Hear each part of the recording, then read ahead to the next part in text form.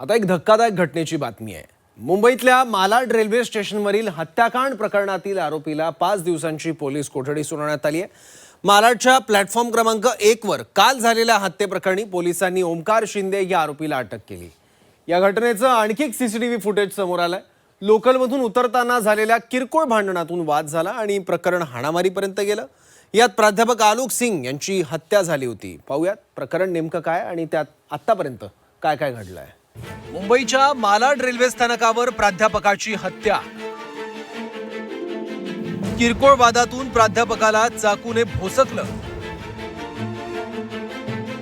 हत्येचं CCTV footage समोर।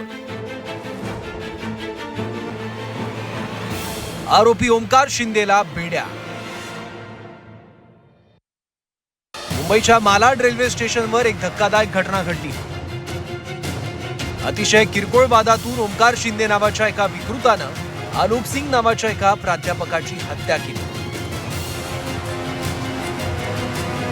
आलोक सिंग लोकलमधून उतरत असताना आरोपी ओमकारनं धारदार शस्त्रानं आलोक सिंग यांच्या पोटात घुसकलं आणि उपचारादरम्यान आलोक सिंग या मृत्यू झाला। दरम्यान सीसीटीव्हीच्या आधारे पोलिसांनी आरोपीचा शोध घेत त्याला बेड्या ठोकल्यात। लोकलमध्ये नेमकं काय घडलं तर शनिवारी संध्याकाळच्या 5:40 वाजताच्या चर्चगेट बोरीवली स्लो लोकलमध्ये उतरण्यावरून वाद झाला। आरोपी हा प्राध्यापक आलोक सिंग यांना उतरण्यासाठी पुढे ढकलत होता।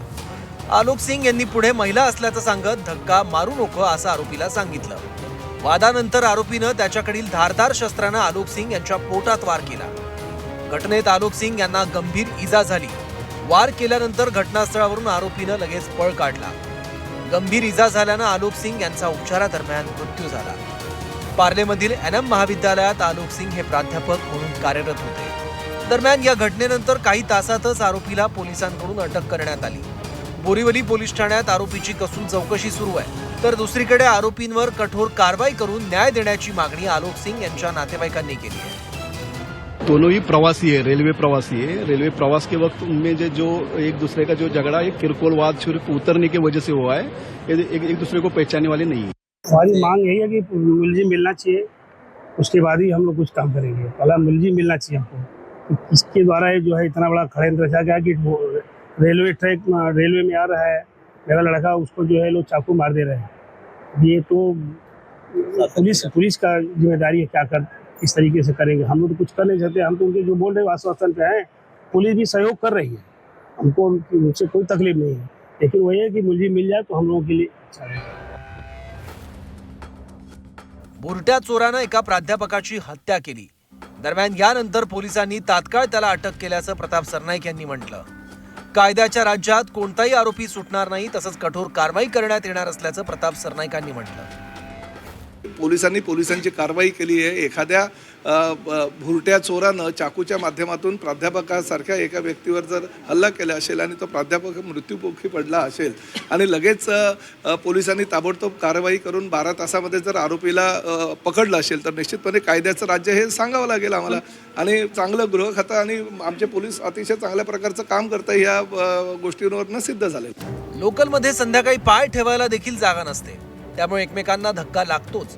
मात्र किरकोळ वादातून एखाद्याचा जीव घेणं अंगावर काटा आणणार आहे। कोणताही विचार न करता रागातून थेट जीव घ्यायचा।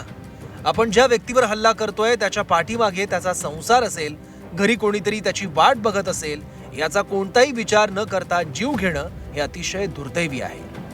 त्यामुळे आरोपीवर अतिशय कठोर कारवाई करण्यात यावी, जेणेकरून पुन्हा कोणाची अशी हिंमत होणार नाही आणि प्रत्येक व्यक्ती संध्याकाळी आपल्या घरी सुखरूप परतेल याची काळजी आता यंत्रणेने घ्यावी। कपिल राऊत, झी 24 तास, मालाड, मुंबई।